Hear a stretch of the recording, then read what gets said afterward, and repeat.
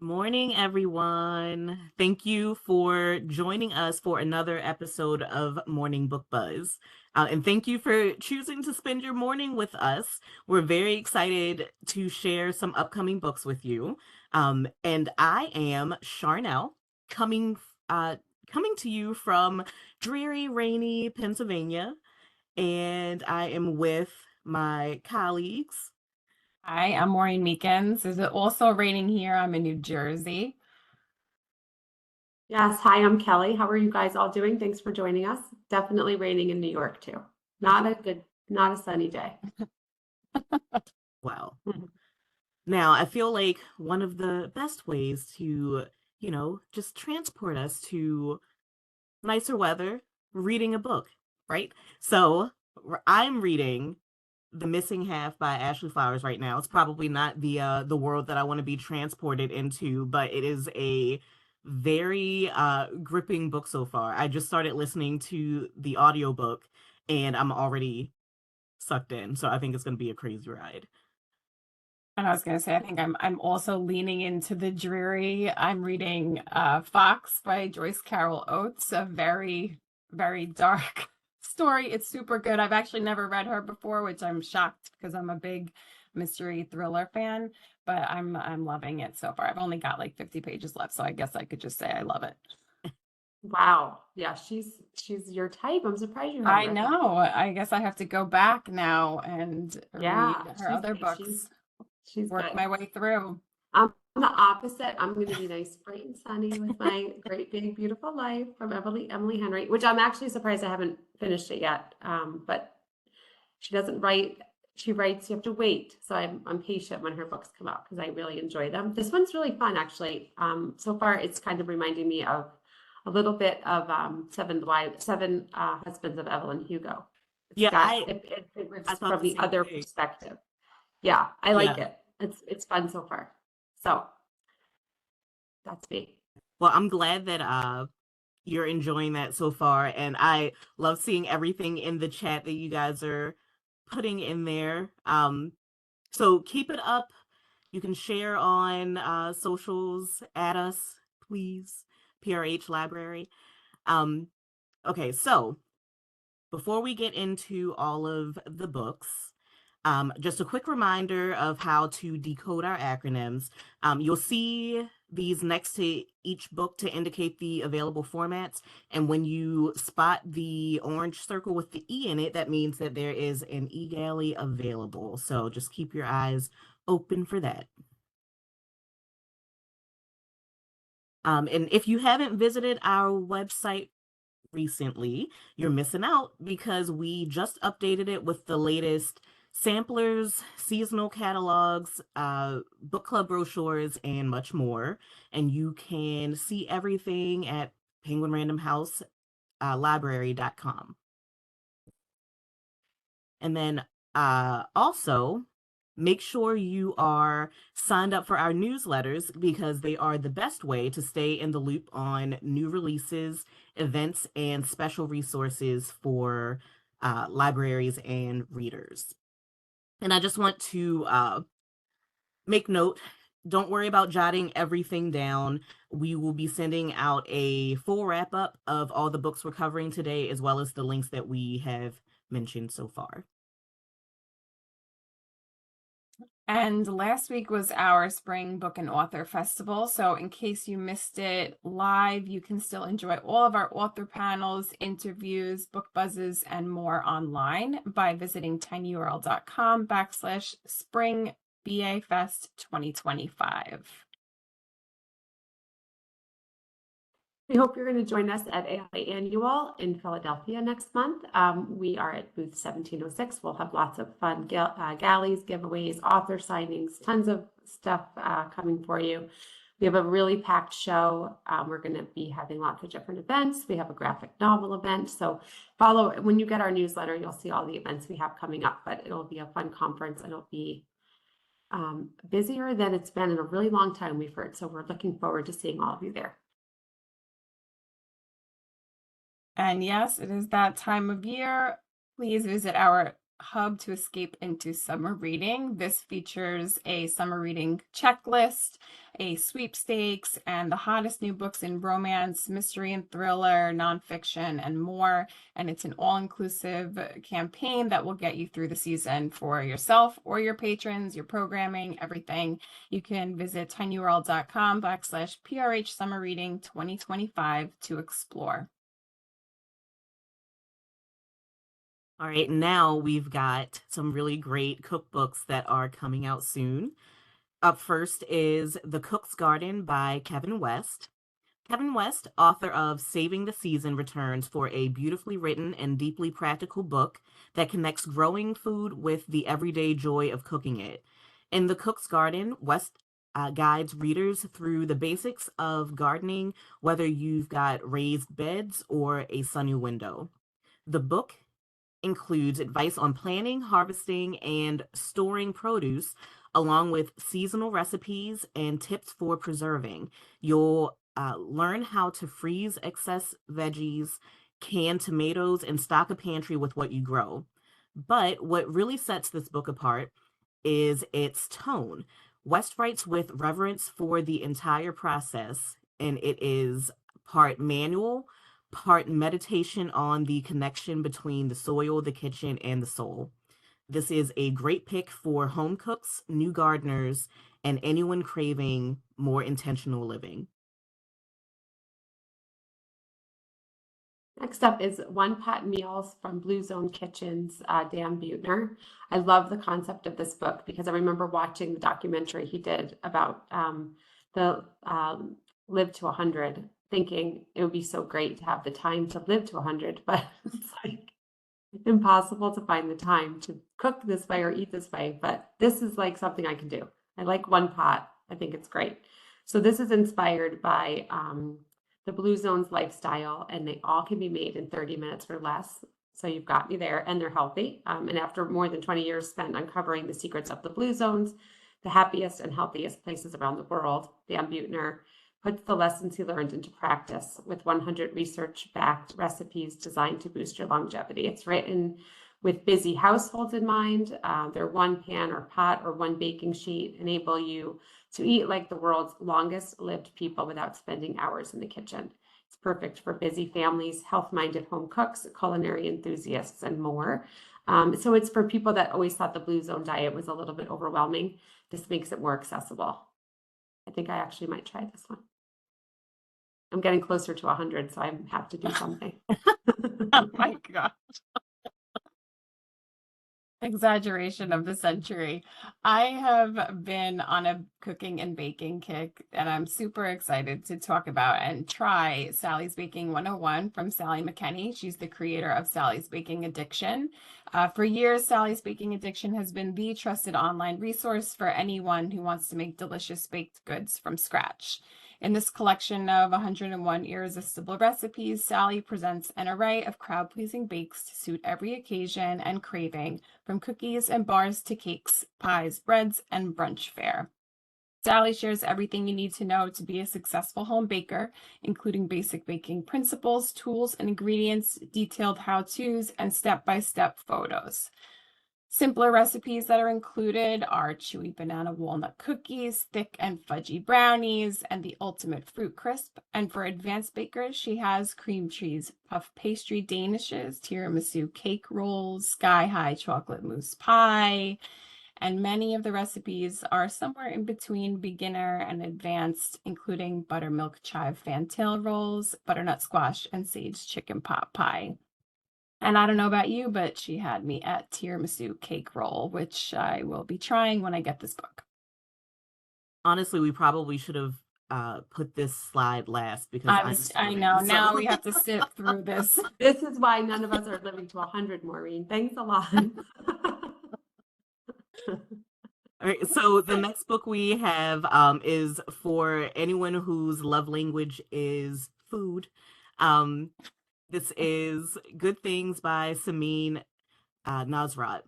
From the best-selling author of Salt, Fat, Acid, Heat comes a new collection that feels like a true extension of Samin's warmth and generosity. Good Things features 125 of her favorite recipes, the ones that she turns to when cooking for the people she cares about most. The recipes range from comforting classics like tomato soup and slow scrambled eggs to more celebratory dishes like ricotta custard pancakes, saffron roast chicken, and her long perfected yellow cake with chocolate frosting. The writing is full of thoughtful advice, such as how to choose olive oil, when to splurge on ingredients, and what a pressure cooker is actually good for. Samin frames recipes as rituals, shared inheritances that connect us across time and place. Whether you're hosting a dinner or just feeding yourself after a long day, Good Things is about making food that feels good to eat and even better to share.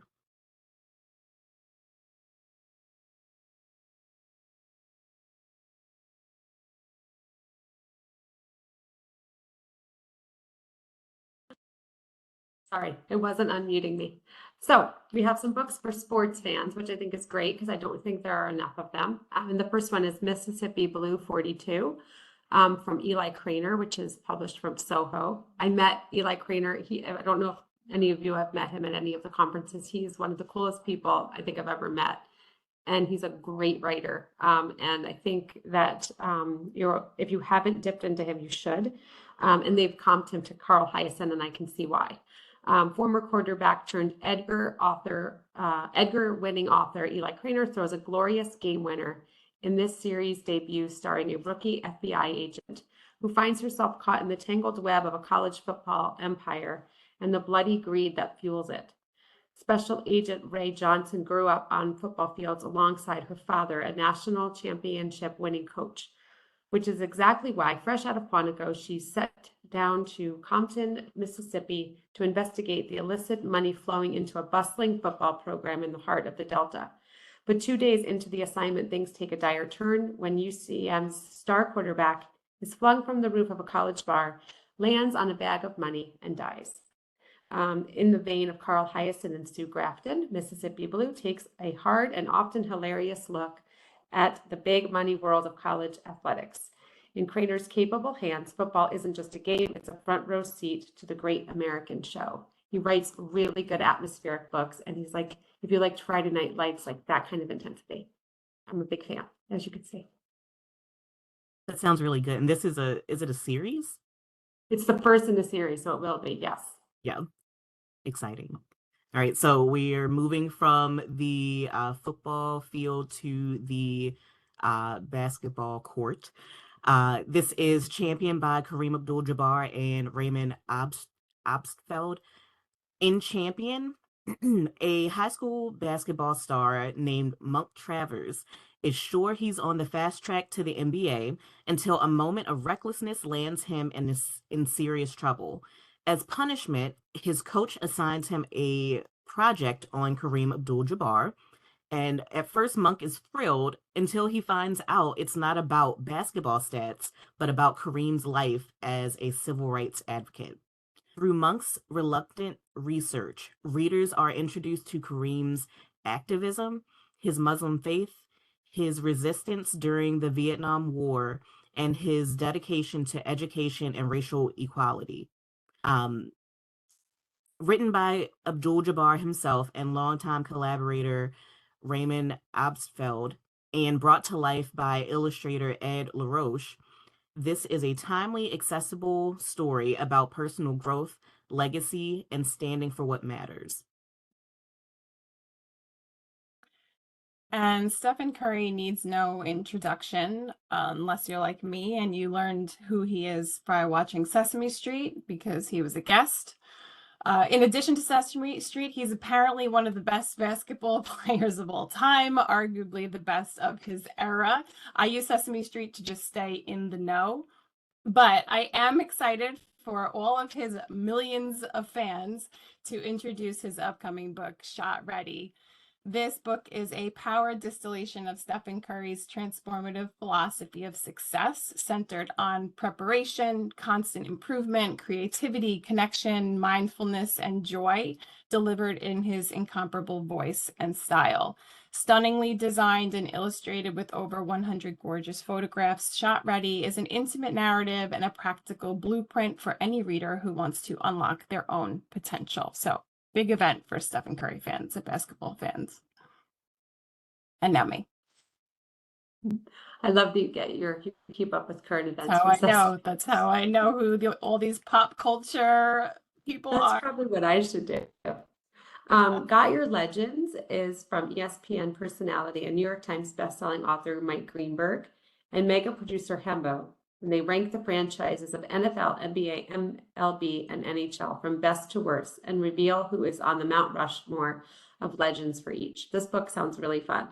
In the 4 biggest American sports leagues, 124 franchises vie for the crown of greatest of all. Only one can sit atop the throne. Now, for the first time ever, Got Your Legends ranks all of the franchises and explains which teams are legendary, unique, exciting, tragic, or laughable. This is going to cause a lot of fights, I think. So whether you want to commemorate your favorite high octane teams like the Yankees, the Canadians, or the Steelers, or cry laugh about the misfortunes of your hometown clubs, like the Jaguars, Hornets, and the Blue Jackets, or just bank some stats for trivia night, Got Your Legends is the ultimate guide to American sports landscapes. It's going to be a real fun one. And what kind of library marketer would I be if I didn't talk about a book called The Librarians by Sherry Thomas? This features 4 quirky librarians, a murder, maybe 2, and secrets. Sometimes a workplace isn't just a workplace, but a place for safety, understanding, and acceptance. And sometimes murder threatens the sanctity of that beloved refuge. In the leafy suburbs of Austin, Texas, a small branch library welcomes the public every day of the week. And when 2 patrons turn up dead after the library's inaugural murder mystery themed game night, the librarians' quiet routines come crashing down. Something sinister has stirred, something that threatens every single one of them, and the only way the librarians can save the library and themselves is to let go of their secrets, trust one another, and band together, all in a day's work. This is a love letter to libraries and librarians. It's a feel-good mystery that you need and will be perfect for readers of the Thursday Murder Club, The Maid, and of course, fans of Only Murders in the Building.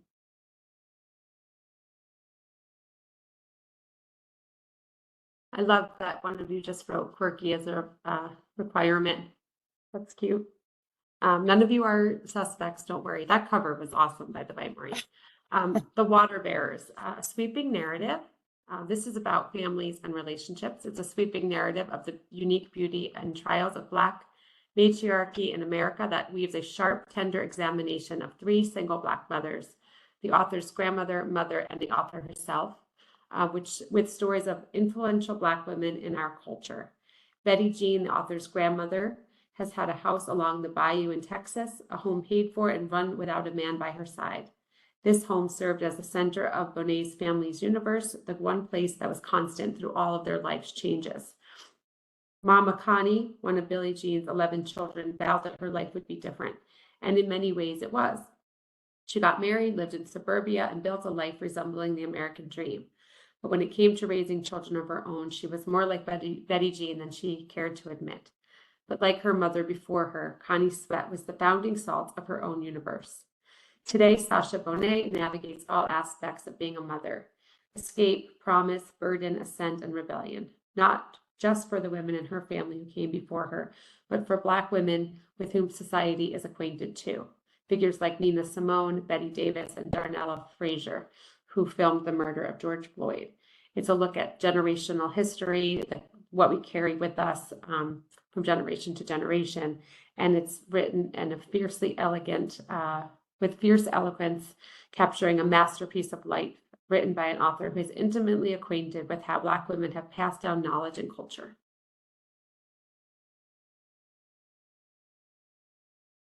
All right, and for something completely Not my different. thing, so Sharnell, take it away. Yeah. So, if you're in the mood for fantasy with a tech twist, this next one is an inventive and fast-paced debut called Dot/Magic by Liz Shipton.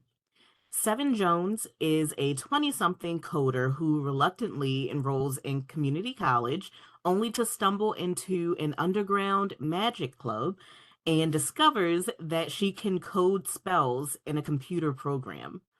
As she experiments with combining AI and witchcraft, things spiral. A student turns up dead, creatures start appearing on campus, and everyone blames Seven. With only one ally, her grumpy ex-Navy SEAL crush, Seven must clear her name, control her magic, and figure out whether her AI has turned against her. It's fantasy meets computer science with uh, pop culture savvy, chaotic energy, and lots of heart. And this is perfect for fans of The Magicians, Deadpool, or anyone who likes their fantasy weird, witty, and a little messy in the best ways. And then we have A Land So Wide by Erin A. Craig. Um, this is her adult debut following her YA hits like um, House of Salt and Sorrows and sorry, A Land So Wide is set in an isolated village of Mistaken, prosperous but surrounded by danger. No one can leave once they've spent a night inside the town's borders, thanks to a mysterious deal made generations ago with a force called the Benevolence. Greer Mackenzie, a mapmaker and quiet rebel, has always dreamed of the outside world, but when her partner Ellis disappears beyond the village boundary, chased by a monstrous bright-eyed creature, Greer decides to risk everything to save him. Her journey takes her into a snow-covered wilderness full of supernatural threats, buried secrets, and truths about her own origins. Lushly written, full of gothic atmosphere, and inspired by Scottish folklore, this is a haunting story about love, choice, and what we're willing to risk for freedom. On to more fantasy. I will start with someone you might be familiar with. This is The Magician of Tiger Castle, and it's the first adult novel from the beloved author of Holes, Lewis Sacker. This book is a modern fantasy classic of forbidden love, a crumbling kingdom, and the unexpected magic all around us. Long ago and far away, and somewhere south of France, lies the kingdom of Escaveda. There, Princess Tulia is nearly as much peril as her struggling kingdom. Escaveda desperately needs to forge an alliance, and to that end, Tulia's father has arranged a marriage between her and a prince. However, 1 month before the wedding of the century, Tulia falls in love with a lowly apprentice scribe. The king turns to Anatole, his much maligned magician. 17 years earlier, when Anatole first came to the castle, he was regarded as something of a prodigy. But after a long series of failures, the latest being an attempt to transform sand into gold, he has become the object of contempt and ridicule. The only one who still believes in him is the princess.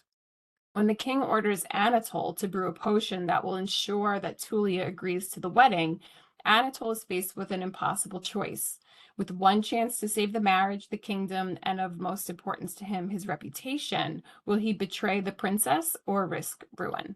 This exciting novel is for fans of The Princess Bride, The Last Unicorn, and The Never-Ending Story. That's exciting, and that's a beautiful cover. I know you're not supposed to judge a book by its cover, but we know we all do. Next up for me is Alchemized from Sen Lin Yu.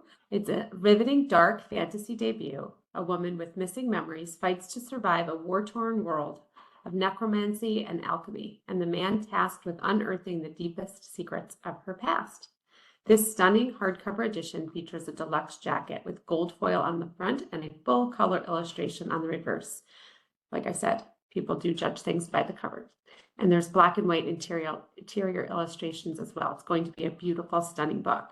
What is it you think you're protecting in that brain of yours? The war is over. Holdfast is dead. The eternal flame extinguished. There's no one left for you to save. Once a promising alchemist, Helena Marino is now a prisoner of war and of her own mind. Her resistance friends and allies have been brutally murdered, her abilities suppressed, and the world she knew destroyed. In the aftermath of a long war, Palladia's new ruling class, corrupt guild families, and depraved necromancers whose vile undead creatures helped bring about their victory, holds Helena captive. According to resistance records, she was a healer of little importance within their ranks. But Helena has an inexplicable memory loss of the months leading up to her capture, making her enemies wonder, is she truly as insignificant as she appears? Or are her lost memories hiding some vital piece of the resistance final gambit? To uncover the memories buried deep within her mind, Helena is set up to the High Reeve, one of the most powerful and ruthless necromancers in this world. Trapped on his crumbling estate, Helena's fight to protect her lost history and to preserve the last remaining shreds of her former self is just the beginning. For her prison and captor secrets of their own. Secrets Helena must unearth, whatever the cost.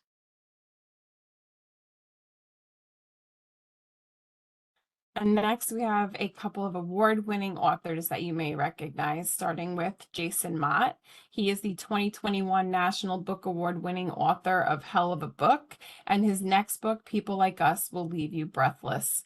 It's not memoir, yet it has deeply personal connections to Jason's life. In People Like Us, two Black writers are trying to find peace and belonging in a world that is riven with gun violence. One is on a global book tour after a big prize win. The other is set to give a speech at a school that has suffered a shooting. And as their two storylines merge, truth and antics abound in equal measure. Characters drink booze out of an award trophy. Menaces lurk in the shadows. Tiny French cars putter around the countryside. Handguns seem to hover in the air, and dreams endure against all odds. People Like Us is wickedly funny and achingly sad all at once. It is an utter triumph bursting with larger-than-life characters who deliver a very real take on our world. This book contains characters experiencing deep loss and longing, and it is also buoyed by riotous humor and characters who share the deepest love. It is the newest creation of a writer whose work amazes, delivering something utterly new yet instantly recognizable as a Jason Mott novel. This is perfect for fans of Colson Whitehead, Brian Washington, and Kevin Wilson. And Jason was recently at our Book and Author Festival, so you can watch his video online, which again, will include that link in our wrap-up. And next, we have Mercy by Joan Silber. Set in the 1970s, East Village, Mercy opens with a moment of panic. Ivan, experimenting with heroin, thinks his friend is dying and leaves him at a crowded ER. That single decision haunts him for the rest of his life. Silber follows not just Ivan, but a constellation of characters unknowingly connected to that moment, tracing their lives across decades. This is a novel about guilt, secrets, and the quiet ways our lives are shaped by one another, whether we realize it or not. Silber's strength lies in emotional precision and subtle storytelling. Mercy is ideal for fans of interconnected fiction and character-driven literary novels.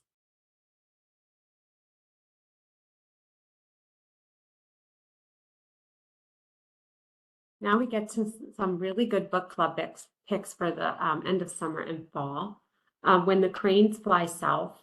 This sounds so wonderful. It's an international bestseller. It's the winner of the Swedish Book of the Year. It's a profoundly moving debut that follows an elderly man's struggle to maintain autonomy over his own life. It's an emotional story of love, friendship, fatherhood, dogs, and atonement that is already an international sensation. One of those, Frederick Bachman says, one of those, you'll laugh, you'll cry, you'll want to buy 20 copies and give them to everyone you love, who loves books. The author of The Art of Racing in the Rain says, a powerful, sneakily emotional meditation on life and death and the foundational relationships in our life. This is a book that will echo in your soul. Bo is running out of time, yet time is one of the few things he's got left. These days, his quiet existence is broken up by daily visits from his home care team.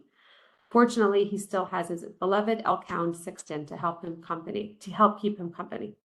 But now his son, with whom Bo has had a rocky relationship, insists upon taking the dog away, claiming that Bo has grown too old to properly care for him. The threat of losing Sixten stirs up a whirlwind of emotion, leading Bo to take stock of his life, his relationships, and the imperfect way he's expressed his love over the years. Maureen, how mad does that make you that they want to take the dog away? I was just talking on the way to work this morning with my friend about how some people need to outlive their own dog. So this book is going to really, I can't imagine a book I do not read book. books that have dogs. Maureen, this book might actually make you cry. Which It's is a rule. really I don't do it. I got choked up reading the TI. I don't like this, but it sounds so good. I'm sure it's a great book. I can't do it. I can't. I'll tell you how it ends. Thank you. Indian Country, in this fearless novel from the award-winning author of Girls Burn Brighter, a couple from India, so different from generations of white colonists who came before them, moved to Montana only to discover how brutal and unforgiving hubris can be. Janavi and Sagar were never meant to end up married. Janavi is a wonderfully independent, young, modern Indian woman. She works for an organization that helps street children, often lost to the world of poverty and human trafficking. Sagar is a trained hydraulic engineer, an expert in dam construction. He is the least favored son, his parents never able to forgive him for an unspeakable act in the past. Sagar seeks refuge in his daydreams of one day finding hidden treasures in the fabled Indian river Ganges. Yet the two are forced together into an arranged marriage, which neither of them wants. Even worse, Sagar has already accepted a job in America, in a strange place called Montana, where he will be in charge of dismantling a dam. It's a bold, ambitious, stunningly beautiful, yet brutal novel about colonialism, westward expansion, and the ramifications of both still rippling out today. It's a tour de force modern-day classic. This one also sounds unbelievable. Imagine going from India in an arranged marriage to Montana. It'd be hard enough to go from New York City with somebody that you wanted to go with to Montana. Sounds like another really good one. No dog. No dog. Well, maybe. We don't know. We don't know. They sneak them in sometimes. We should have that as our new thing. Like, there is a dog, no dog. What happens? Does the dog make it? We could rate it with dogs. How many tears are coming out of the eyes?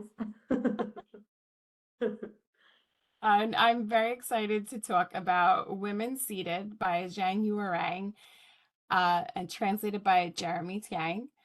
Zhang Yuerang won her first National Writing Prize at 14 and has been an influential member of independent writing communities in China and internationally. Jeremy Tang is a prolific translator and playwright and a longtime friend of the author. And together in Women Seated, they introduce us to the world of an elite Chinese couple, a life of luxury, wealth, and around-the-clock service, which includes their trusted nanny, Yu Ling. Slipping in and out of the shadows, meticulous in her care of their only son, she has served the family for years and knows their secrets. But little do they suspect that Yu Ling has secrets of her own. In the pressure cooker political environment of China, the fates of even the most powerful families can reverse overnight. When the family becomes subject to a government investigation, their fortunes crumble, and the nanny is left to make a series of life-changing choices. How far will she go to claim her due? This book is perfect for book clubs, and Women Seated is a high-stakes story of power and privilege, crimes and secrets, and the elusive pursuit of personal freedom. Buckeye. This is another book that's so me. I feel like I love books about old men. That's like kind of my, if that's a genre, that's my genre. And also I love books that take place in Ohio. So here I go. Buckeye, Patrick Ryan. It's a small town novel of epic proportions, says Tom Parada. This captivating story weaves the intimate lives of two Midwestern families across generations, from World War II to the late 20th century. In Bohemie, Ohio, a stolen moment of passion sparked in the exuberant aftermath of the Allied victory in Europe binds Cal Jenkins, a man wounded not in war, but by his inability to serve in it, to Margaret Salt, a woman trying to obscure her past. Cal's wife, Becky, has a spiritual gift. She is a seer who can conjure the dead, helping families connect with those they've lost. Margaret's husband, Felix, is serving on a Navy cargo ship out of harm's way until a telegram suggests that the unthinkable might have happened. Later, as the country reconstructs in the post-war boom, a secret grows in Bonhomie, but nothing stays buried forever in a small town. Sure doesn't. Against the backdrop of some of the most transformative decades in modern America, the consequences of that long ago encounter ripple through the next generation of both families, compelling them to re-examine who they thought they were and what the future might hold. Buckeye captures the universal longing for love and for goodness. My kind of book. That does sound really good. And I absolutely love that cover. You know, it has something to do with like, what is it called? When 23andMe, when you find out your ancestry.com. That's it. Yeah. Thank you. You know, Was he there's at something. he was he at the festival too? I think he was, right? Yeah. Yeah, he was. Yeah. That panel was really good. So make sure These you small watch that town one. books, the small town Yeah. secret books are fun. Yes. I have no secrets. I wish I did. Move to a small town, they'll come out. I'll You have no find secrets because you're in New York City. That's true. So up Sorry. next is another cross-generational story about two people navigating the space between tradition and personal freedom. And it is The Loneliness of Sonia and Sunny by Kieran Desai. Sonia and Sunny first meet on an overnight train, aware and slightly embarrassed that their families once tried to arrange a match between them. Years later, they reconnect under vastly different circumstances. Sonia is back in India, reeling from a toxic relationship. Sunny is trying to escape his family's expectations in New York. Their connection is immediate but fragile, set against a larger story of migration, memory, and identity. Desai, winner of the Booker Prize, weaves themes of generational trauma, modern alienation, and romantic longing into a rich, moving novel about the push and pull of home.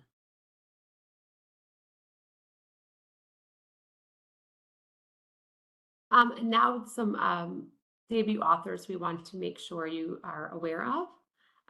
This is The Unbroken Coast, Nalini Jones. It's a stunning debut set in and around a Mumbai fishing village that follows the friendship between a young girl struggling to find her place in the world and an aging historian reckoning with his past.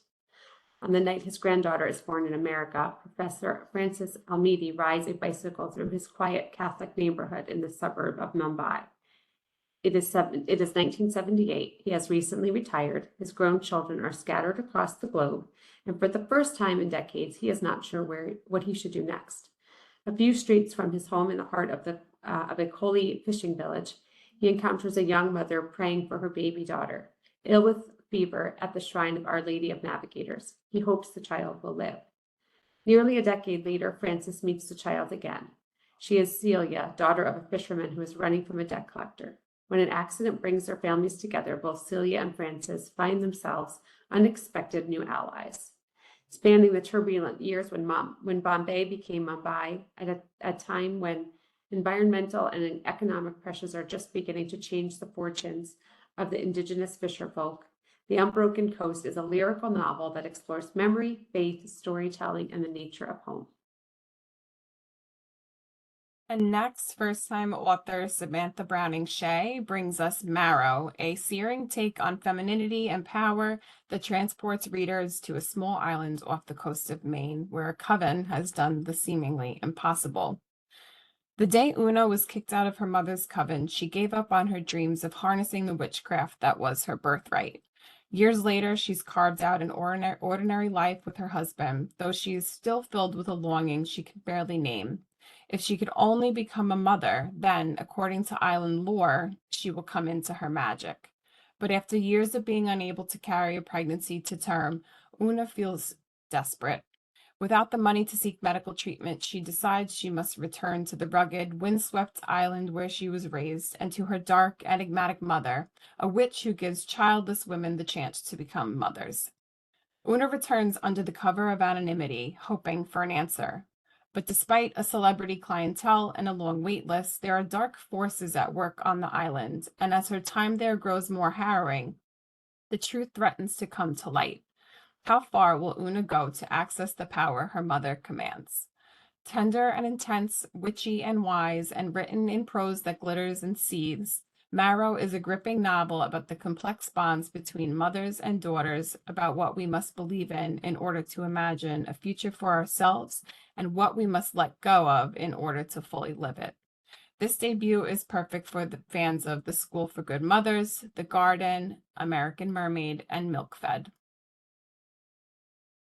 And our next book is inspired by the author's own uncertain celebrity paternity. It's The Boy from the North Country by Sam Sussman. In 2021, Sussman wrote a widely read essay called The Silent Type on Possibly Being Bob Dylan's Son. Drawing on stories his mother told him about Bob Dylan in New York during his early years of fame, Sussman has written a deeply moving debut novel and one of the most tender and intimate mother-son relationships of our era. In Boy from the North Country, Evan, 26, is suddenly called home from his life abroad to the secluded farmhouse where he was raised by his mother, June. He doesn't know his mother is dying, and he still doesn't know the identity of his biological father, or the elusive story of his mother's creatively intense, emotionally turbulent romance with Bob Dylan. He doesn't know the secrets of his mother's life before he was born, or what drove her to leave New York City for a completely different existence. And now, as his mother's illness worsens and she begins to tell him truths he has waited so long to hear, Evan comes to understand the startling gift this extraordinary woman has bequeathed him. This is an emotionally searing meditation on the most essential human themes: loss, healing, memory, and the redemptive power of love. It's perfect for your patrons who love Ann Patchett, Claire Keegan, and Nick Hornby. All right. And now, a collection that taps into deep personal fears with sharp storytelling and pitch black humor. We have Acquired Taste by Clay McLeod Chapman. This collection of 25 stories, 25 short stories, blends body horror, psychological dread, and cultural critique into a truly unsettling package.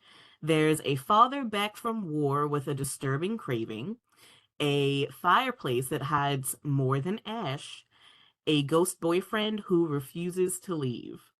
Chapman takes everyday anxieties, parenthood, aging, addiction, social media, and pushes them just far enough to feel both bizarre and eerily possible.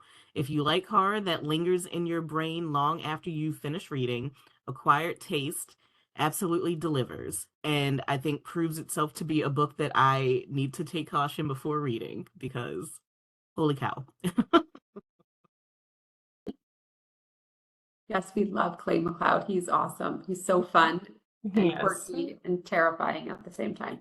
And even that, if you're going into that book with that cover, you know what to expect, I think. And Oh, we yeah. just want to remind you That's that some true. best-selling authors are returning this fall, which we know you really look forward to reading a lot of these authors. We have Terry McMillan, Fanny Flagg, fun. Ooh, Josie Silver, that looks fun. Dan Brown, Elizabeth Gilbert, Richard Osman, and Lila Sage for those deep intellectual types that really want. We know you're all going right for the Lila Sage. Don't lie. Good. No, but we're excited about these. And also just wanted to let you know that new on audio went on sale yesterday, Trans History, and this is a unique listening experience for this book. It's an essential introduction to trans history from ancient times to the present day. This deeply researched audiobook features a full cast of 32 narrators, wow, performing in an immersive audio documentary style. Author Andrew Eckett serves as the main narrator, guiding listeners through historical moments. It's got music and sound design highlighting key moments from the book. It's an enhancing the entire narrative with all of the fun stuff they've done with it, with all the different voices and stuff. and it's available now. And I think that might be it. Thank you all for joining us today. Our next one is not till July. So until then, you can follow us online, of course. And also we will see most of you or some of you at ALA Annual in Philadelphia. Sharnell and Maureen, thanks. Thank Have a great you. day, everybody. Bye, everyone. Bye, everyone.